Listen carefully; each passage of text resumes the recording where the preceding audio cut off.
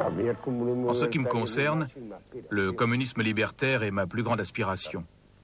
En 1936, nous avons organisé le congrès de Saragosse. Après beaucoup de discussions, car nous aimons beaucoup discuter, nous sommes arrivés à un accord concret. La CNT défendrait le communisme libertaire. Un communisme qui va du bas vers le haut, et pas de haut en bas, réglé par des assemblées générales, avec révocation immédiate de toute charge si la majorité l'exige. Du balcon, le comité révolutionnaire a déclaré « Dorénavant, nous proclamons le communisme libertaire ». Et la foule entière a applaudi à cette phrase. Et de quoi est fait le communisme libertaire? L'argent est aboli. Tout propriétaire, qu'il soit de gauche ou de droite, sera exproprié. Toutes les machines sont à la disposition du peuple, ainsi que tous les immeubles, pour que les habitants soient logés, peu importe le propriétaire.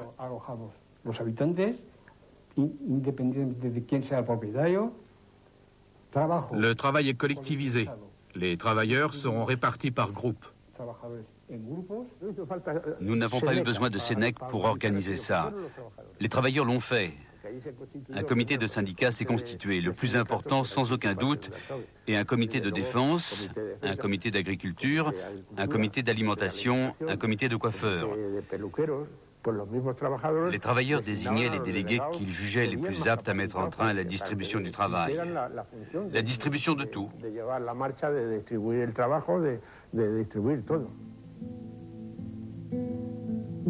Le mépris traditionnel des anarchistes pour l'argent provoque un changement radical dans les relations économiques.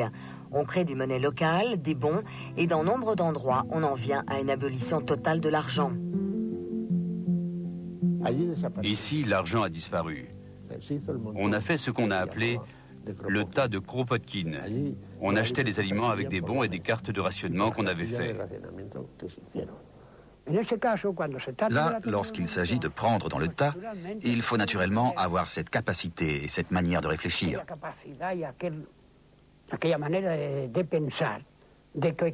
Pour quelle raison est-ce que tu vas prendre 2 kilos de viande si tu en as assez avec un, et que demain tu pourras venir en chercher un frais, ou un costume, ou une paire de chaussures? On ne payait ni la lumière, ni l'eau, ni l'école, ni rien. Tout était gratuit. Aucun égoïsme, ça n'existait pas. Comment aurait-il pu y en avoir? Quand il n'y a pas d'argent, il ne peut y avoir d'égoïsme. On le dit aujourd'hui et les gens ne le comprennent pas. Mais non, ça se passait bien. Le fait d'avoir collectivisé, l'immense majorité du village l'a bien accepté. Et tous n'étaient pas syndicalistes ou anarchistes.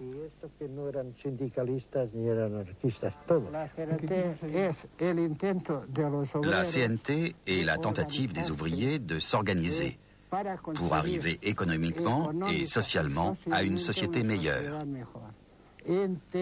avec, à brève échéance, l'autogestion, c'est-à-dire la capacité ouvrière d'assumer toutes les fonctions que l'État détient à présent, c'est-à-dire se substituer à l'État. Jamais il n'y a eu de jeunesse aussi avide de savoir que celle que nous avons vécue de 31 à 36.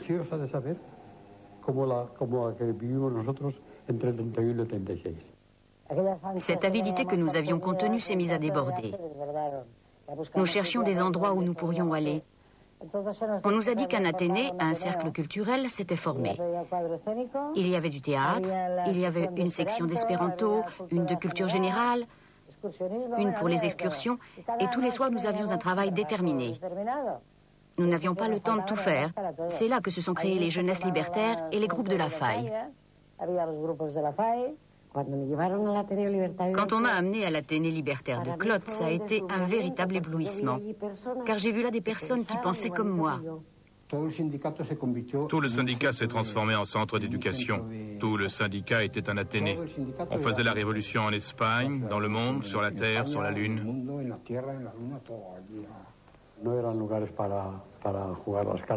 Ce n'étaient pas des endroits pour jouer aux cartes, pour boire.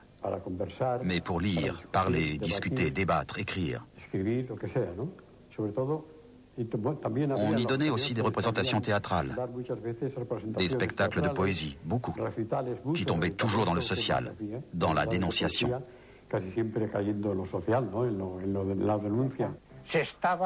On était en train de faire une extraordinaire révolution mentale. Terre et Liberté est passé de 4000 exemplaires lorsque mon père l'a repris à 20 000 en 1934 et 1935. Fondée à Alcoy en 1923, Génération Consciente initie ses lecteurs à la sexualité et à la santé. Des années plus tard, sous le nom d'Études, elle atteindra un tirage de 70 000 exemplaires. Dans cette revue, il y avait souvent des articles qui parlaient de ces choses-là. Moi, ça me comblait.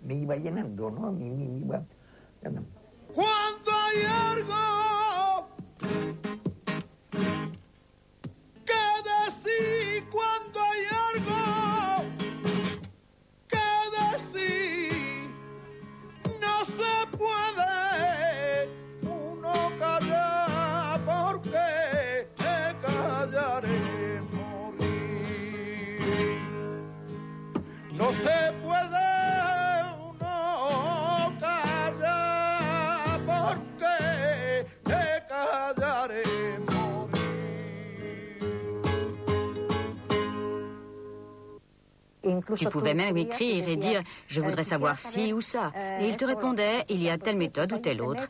Il répondait par l'intermédiaire de la revue Études. Et puis il y avait la Pentalia qui était plutôt pour les nudistes. Je ne sais pas ce qui se passe dans les grandes usines de la sidérurgie et de la métallurgie. Les gens s'adonnent à l'alcool, on transpire beaucoup et on boit de l'alcool. Par contre, il y en avait certains que l'on remarquait tout de suite.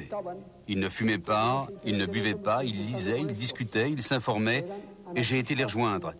C'étaient des anarchistes et des naturistes, des nudistes, etc., passionnés de culture. Pour nous, l'amour libre, c'était tout simplement un couple d'accord pour vivre ensemble, par affinité.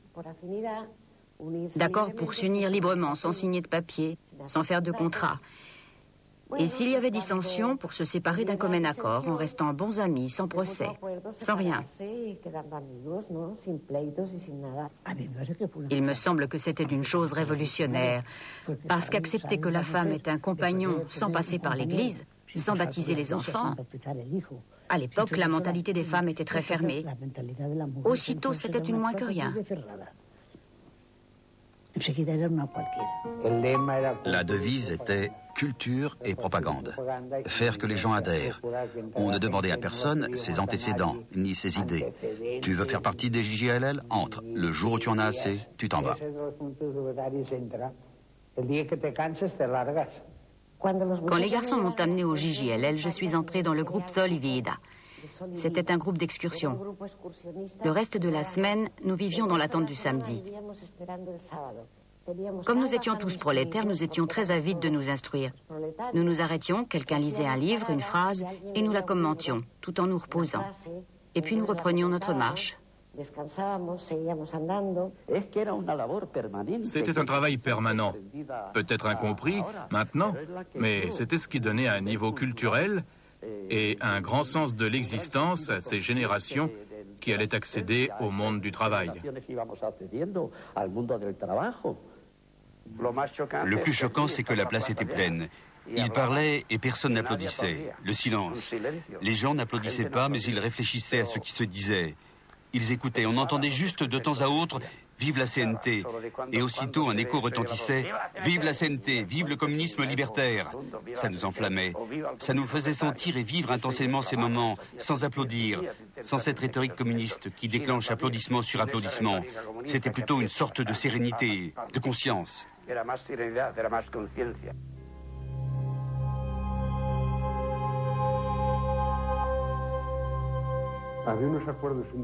Il y avait des accords syndicaux qui faisaient que quand un ouvrier était renvoyé d'un travail, personne ne le remplaçait. Si un patron, dans une mine ou sur un lieu de travail, renvoyait quelqu'un parce qu'il pensait qu'il était révolutionnaire, ou parce qu'il était en colère après lui, il n'y avait aucun ouvrier pour le remplacer. Tout est lié par l'esprit de solidarité. C'est ce qui existe de plus important dans notre organisation. Les voisins étaient une grande famille. À l'époque, il n'y avait pas d'assurance chômage, de sécurité sociale ni rien. Quand quelqu'un tombait malade, un voisin qui avait quelques économies, la première chose qu'il faisait, c'était de les poser sur la table et il laissait ça là sans papier ni poignée de main. Quand tu retourneras travailler, quand tu pourras, tu me le rendras. Et quand le malade retravaillait, il le rendait sou par sou. C'était une question de principe, de morale. Il y avait la famille universelle. Et c'est vrai, à Casas Baratas, nous étions une famille. Il y avait un système de tours où ceux qui travaillaient prenaient les enfants de ceux qui ne travaillaient pas.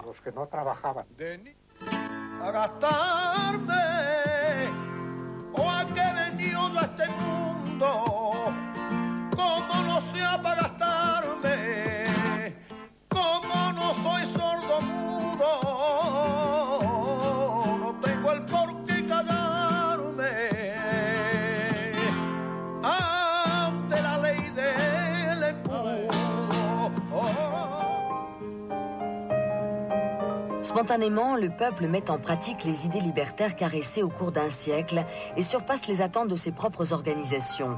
Barcelone devient l'avant-garde de la Révolution.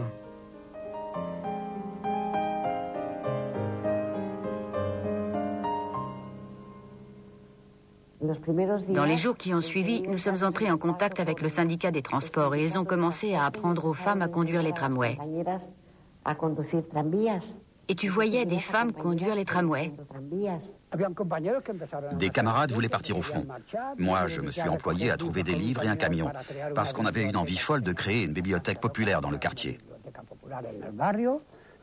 À l'entrée, on voulait mettre des affiches qui disaient « Bibliothèque populaire, peuple, étudie et surpasse-toi, entrée libre ».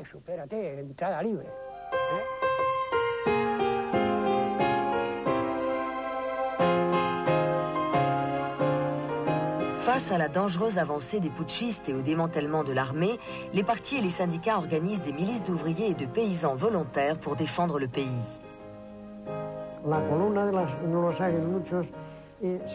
La colonne des Aiglons s'est créée pour que tous les participants soient du mouvement libertaire.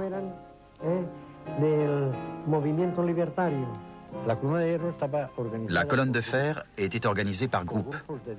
Des groupes de 10 et 10 groupes formaient une centurie. Le chef de groupe était désigné.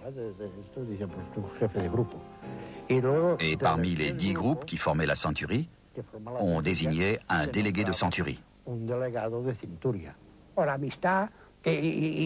L'amitié, la confiance ou la personnalité d'un camarade faisait qu'on lui donnait le commandement. Il y a toujours eu un commandement, mais un commandement sous condition. Il ordonnait et il obéissait. Ceux qui voulaient être individualistes continuaient, mais ils étaient rares.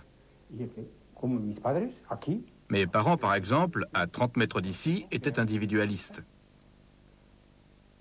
Ils devaient échanger des produits pour avoir droit à la carte. Il n'y avait pas d'argent. Cette année-là, mes parents ont élevé 4 porcs d'abattage. Un camarade est venu. Ce que faisait ma mère me dégoûtait un peu. Un camarade est venu, je savais qu'ils allaient venir. Ils décident que la famille a assez d'un porc et ont réquisitionné les 3 autres. Avec ça, toutes les dépenses de l'année étaient payées. On travaillait par plaisir. En plus, on gaspille moins en étant collectiviste qu'en individualiste. Imaginons maintenant qu'il y a 100 individus qui travaillent en collectivité et 100 autres pas. Les 100 n'ont pas besoin de 100 tracteurs et les autres en ont besoin d'au moins 10.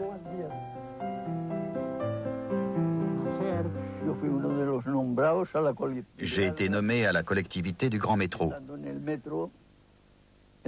Et une fois là, lors d'une réunion générale des transports, on m'a nommé secrétaire. J'étais maçon, je connaissais peu les transports, mais on se mettait vite au courant. Les circonstances nous y obligeaient.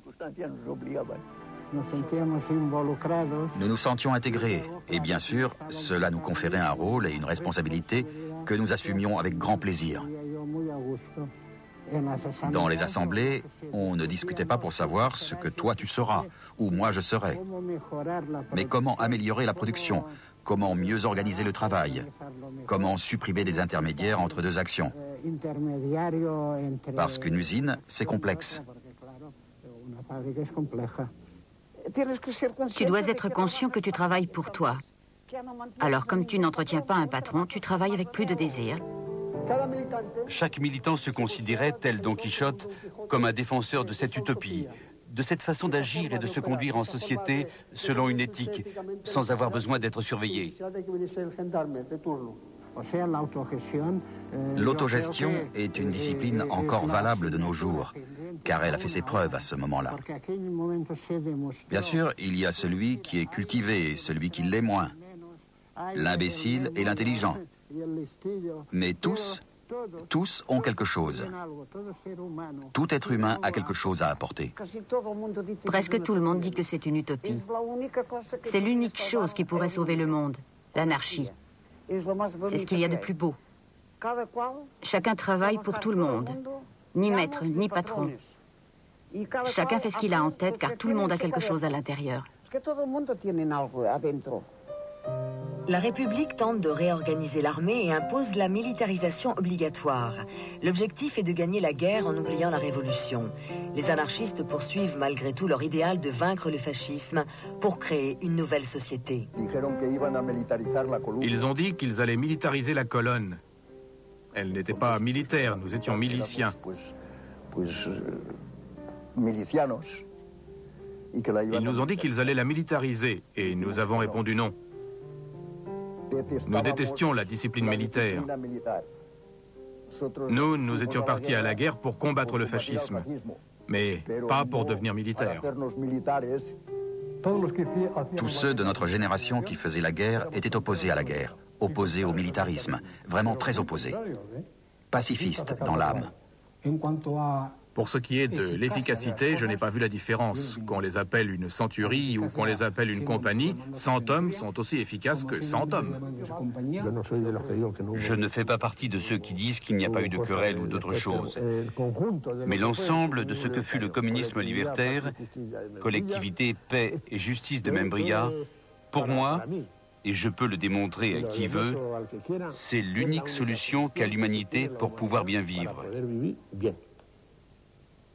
Il n'existe pas d'autre forme. On a démontré qu'il n'y avait pas besoin de guardia civile, pas besoin de riches, pas besoin de prêtres pour bien vivre. Ils sont les seuls qui paralysent la progression de la richesse, car la seule richesse qui existe, c'est le travail. Ce qui est dommage, c'est qu'avec tous ces défauts, et il y en avait, ça n'est pas continué. Malgré ça, quand les propriétaires de l'usine sont rentrés, ils l'ont trouvé en bien meilleur état qu'ils ne l'avaient laissé. Et la production avait doublé.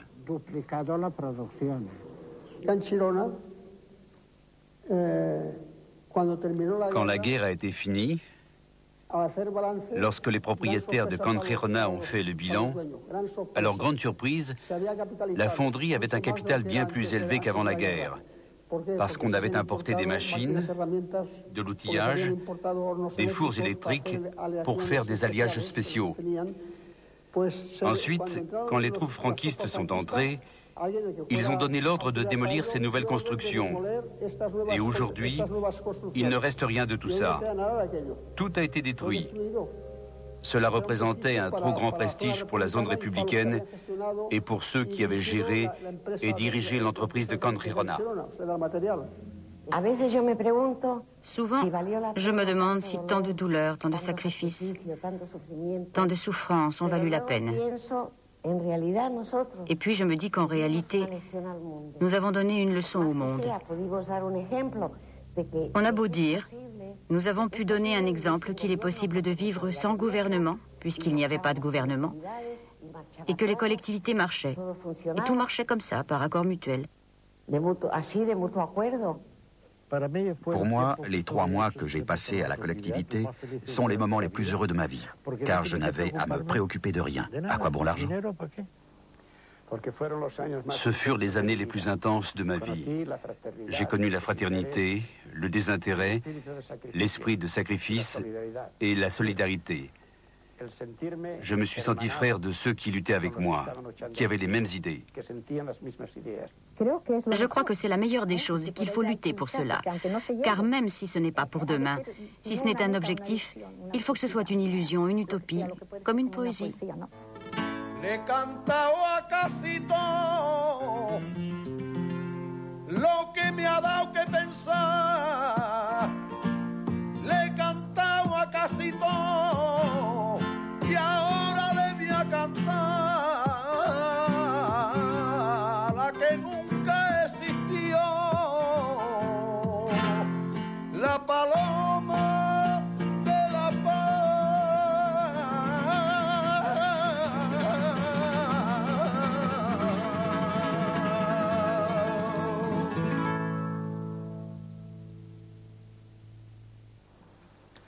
L'avenir appartient à ceux qui osent.